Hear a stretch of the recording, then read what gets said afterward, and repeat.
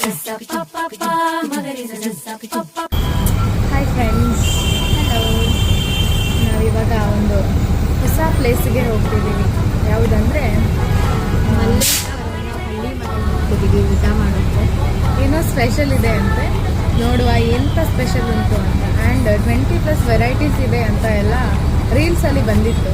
So ಇವಾಗ explore ಮಾಡೋದು ನೋಡುವ, ನಮ್ಮ ಎಕ್ಸ್ಪೆಕ್ಟೇಷನ್ ರೀಚ್ ಆಗುತ್ತಾ ಇಲ್ವಾ. ಬಾಯ್. ಅಲ್ಲಿ ಸಿಗುವ ಇನ್ನು ಹಳ್ಳಿ ಮನೆಯಲ್ಲಿ ಸಿಗುವ. ಬಾಯ್. ಕೆಲಸ ಇದೆ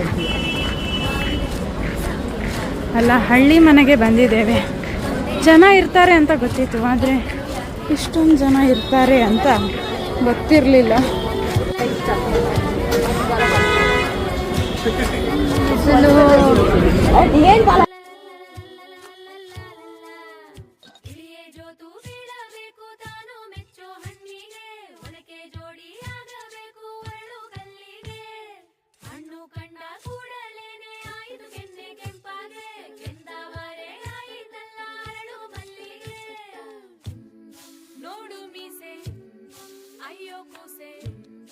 ಅಯ್ಯೋ ನನಗೆ ಹಳ್ಳಿಯಲ್ಲಿರುವವ ಬೇಡಪ್ಪ.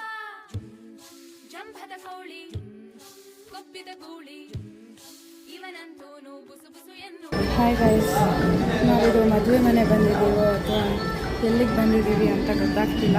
ನೋಡಿ, ಚೆನ್ನಾಗಿದೆ ಅಲ್ಲ ಪ್ಲೇಸ್. ನೋಡುವ ಏನೆಲ್ಲ ಕೊಡ್ತಾರೆ ಅಂತ. ಲೆಟ್ಸ್ ವೆಯ್ಟ್ ಅಲ್ವಾ, ಏನೆಲ್ಲ ನಮ್ಮ ಮ್ಯಾಂಗೋ ವೆರೈಟಿ ಇದೆ ಅಂತ.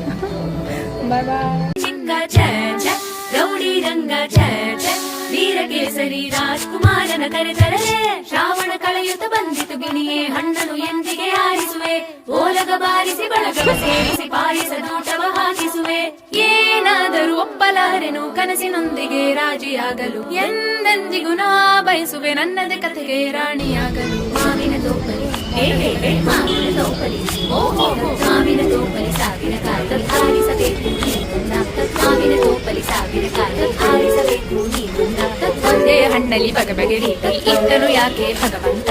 ಒಂದೇ ಹಣ್ಣಲ್ಲಿ ಬಗೆ ರೀತಿ ಇಟ್ಟನು ಯಾಕೆ ಭಗವಂತ.